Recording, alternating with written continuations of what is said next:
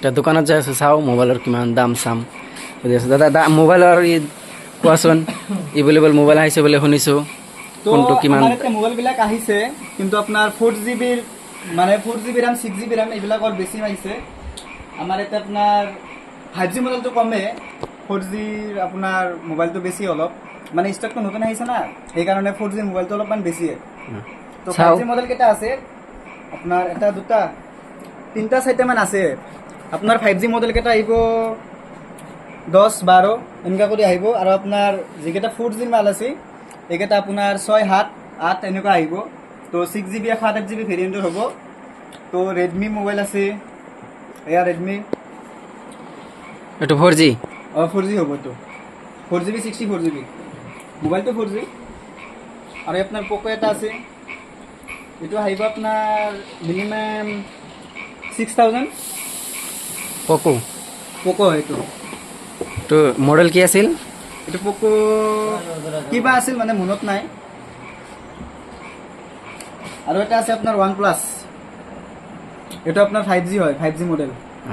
তো এইটোৰ দাম আহিব আপোনাৰ 4G চাওঁ 5G তো আজিকালি বহুত দাম আহি আছে। 4G চাওঁ, 4Gৰ ভিতৰত কি কম আছে তাৰমানে 5.5-6 এনেকুৱা আছে নে নাই? আপোনাৰ 4Gৰ ভিতৰত আহিব, এটা আছে এইটো ইনফিনিক্স এটা আছে, এটা আপোনাৰ 6.5 মান আহিব।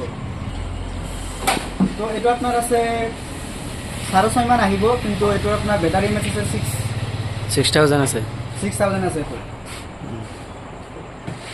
তো ঠিক Redmi আছে, Prime এটা আৰু আছে, ওলাই দিয়া চাওঁ কেনেকুৱা মোবাইল, গ্লাছত ওলাই দিয়া। এয়া চাওঁ, এইটো হ'ল 4G। আৰু ৰেডমি চাওঁ, ওলাই দিয়া, মই চাই আছোঁ ৰ'ব।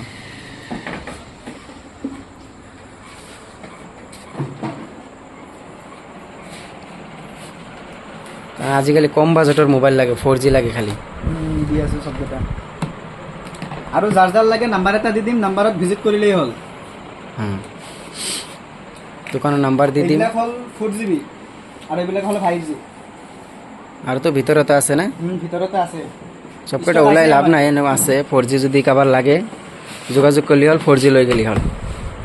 এভেইলেবল আছে 4G অলপ বেছি হ'ব তাৰমানে, হয়নে নাই? এইটো লোকেশ্যনটো হ'ল বৰমৰা বজাৰ না? ঠিক আছে। আপোনালোকে শুনা পালে কেনেকুৱা চিষ্টেমৰ মোবাইল আহিব বা কি আহিব। 5Gৰ ভিতৰতে আছে, 4Gৰ ভিতৰতে আছে, অপো যি লাগে। 4G অলপ বেছি আহিব তাৰমানে, হয়নে নাই?